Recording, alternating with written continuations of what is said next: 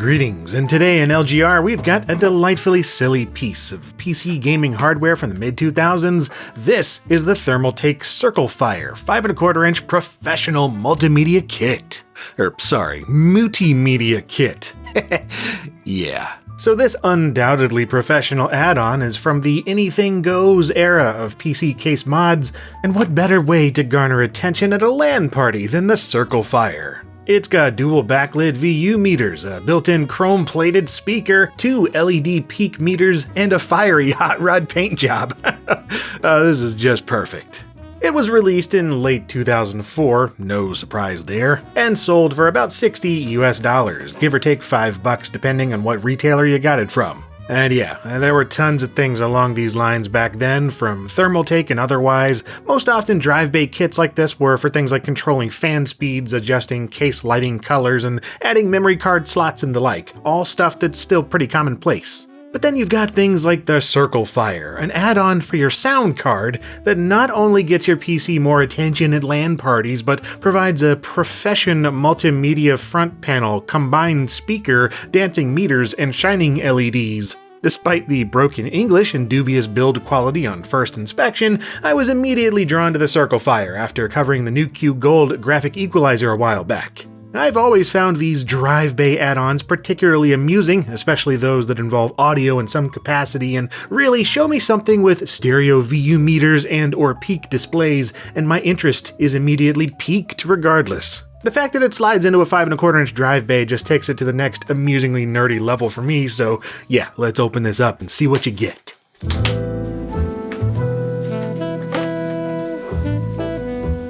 First up is the A1994 Circlefire unit itself, which is a good bit shorter in length than an optical drive and much lighter in weight, at just 310 grams. Though the enclosure is all metal, so that's nice. The component box is next, which is indeed a box of components, including a bag of mounting screws, a metal PCI slot bracket, and a couple of audio cables, one for analog CD audio and the other for plugging into your sound card's 3.5mm audio jack. This bracket though, this confuses me somewhat. The cutouts match the back of the Circlefire, and it has screw mounts that could hold a small PCB, but obviously that's not what you're supposed to do here, so let's check the user manual real quick and, well, it seems they do want you to use the bracket, but only as a spot to thread the 3.5mm audio cable through to reach your sound card.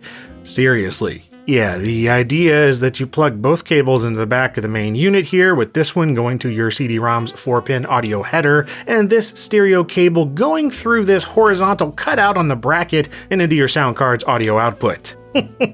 Oh, Thermaltake, why? My guess is that they had a bunch of these brackets already for some other project, so they said screw it, good enough. Anyway, at this point the installation is dead simple, but I guess I'll show it because why not? If only to look inside the LGR Dream XP build once again, which has already been upgraded with the Sound Blaster X5 Platinum and its own lovely drive bay expansion.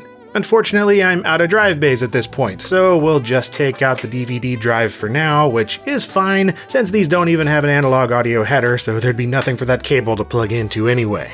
And yeah, it turns out it was quite an unusually tight fit getting the Circlefire into the drive bay, like it's about a couple millimeters too large or something. The only thing left to do now is to install that cheap metal bracket, string the audio cable through the system, and finally connect it to the X5 card. Ta-da! Ugh, yeah, no, I gave it a shot, but looking at this configuration hurts my very soul. Besides, I've got these nice little rubber openings on this case, so I'm just going to use those and put my original bracket back in place so it actually looks kinda sorta half decent. And with that, it's time to power it on for the first time.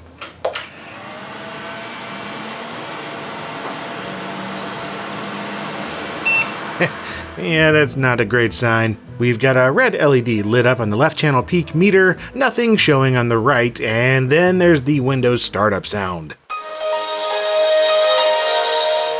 Not only did that sound pretty awful, but it seems the bottom red LED on the right channel over there doesn't light up at all. I did open up the box to see if anything obvious was broken, disconnected, or otherwise out of place, but no luck there. The LED stubbornly refuses to work. Oh well, here's what the insides look like, so there's that. There's a Sonix Technology SN8P 1704 microcontroller in here for those of you who care. And would you look at that, the bracket would definitely fit the ports on this PCB if it wasn't crammed into this little box, so it makes me wonder what else Thermaltake used these parts for. Anyway, back to testing things out, and at least the VU meters seem to work. Sort of. Let's go ahead and try playing some music and see how that goes.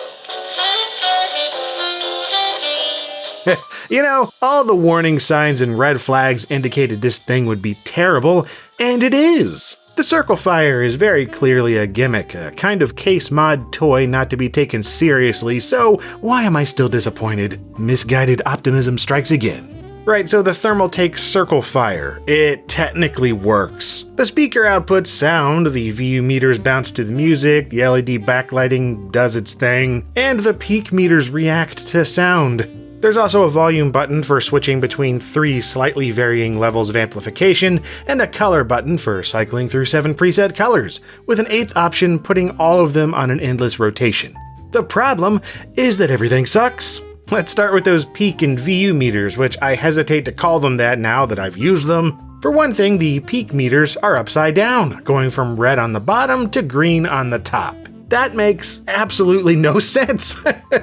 And the VU meters, well, they don't react or move like any VU meters I've ever seen. These kind of meters are supposed to have a comparatively slow response and ignore the signal peaking, providing a sort of average volume unit level to indicate overall how loud the audio is. But yeah, just look at these things. There ain't nothing indicating average levels of volume here, it's just bouncing all over the place at normal volume, it's useless at slightly lower volume, and pure chaos at high volume.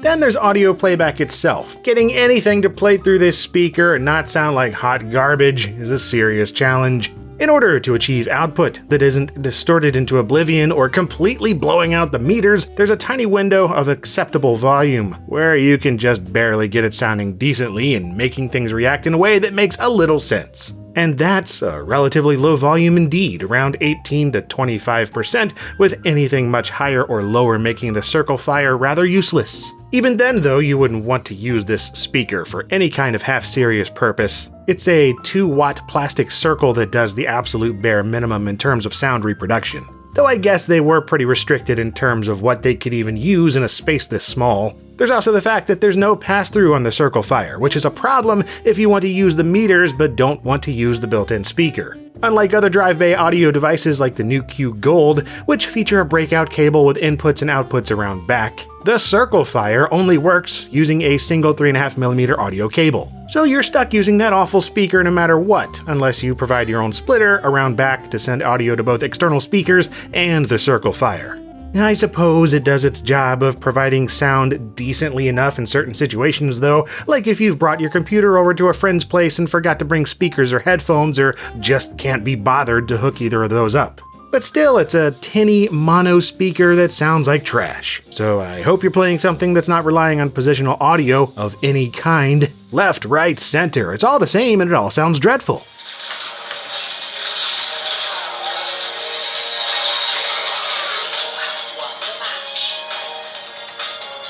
So there you have it. Barring that one red LED not lighting up for some reason, the Thermaltake Circle Fire achieves its goal of being a speaker, with some colorful meters and Guy Fieri flames that you can stick in your computer case to, quote, stand out from the crowd at LAN parties.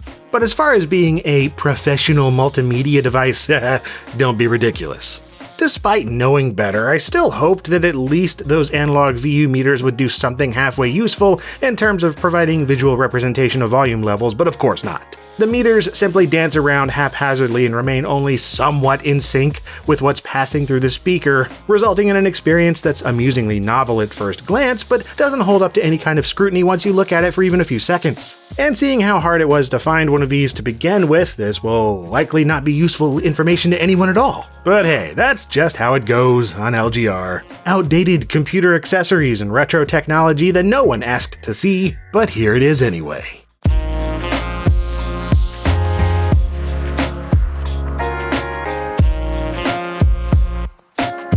And if you liked what you saw here, then do check out my previous videos on things you can stick in a computer case, or perhaps subscribe to keep track of similar stuff I do in the future, with new videos arriving every week. And as always, thank you for watching LGR.